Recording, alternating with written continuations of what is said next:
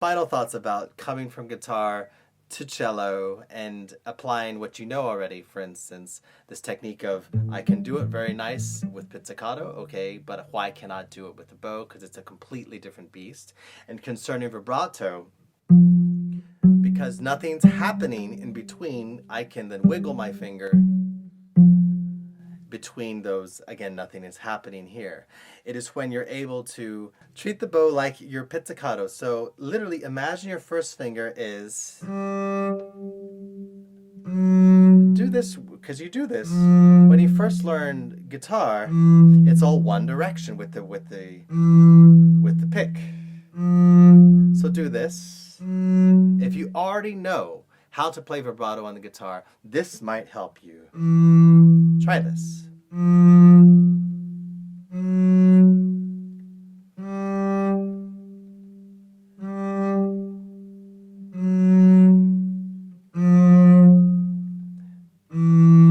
And when you go up the strings, try to place 3, 4,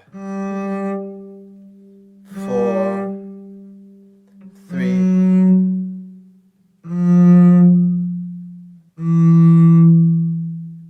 And then when you're ready, try lifting that bow, treating the bow just like a pizzicato motion. Again, it's the same thing on guitar. You learn down, down, down the whole time, just like a country bumpkin, and eventually, just like somebody from the backwoods, and eventually you learn to go down, up, down, up.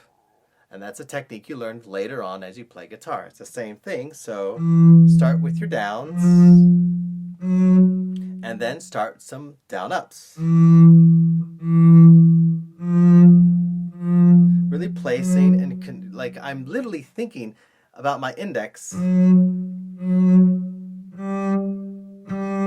plucking the string. And when you start to treat what is alien to you from what is familiar, you'll most likely find a shortcut to achieving a good vibrato on the cello if you come from guitar,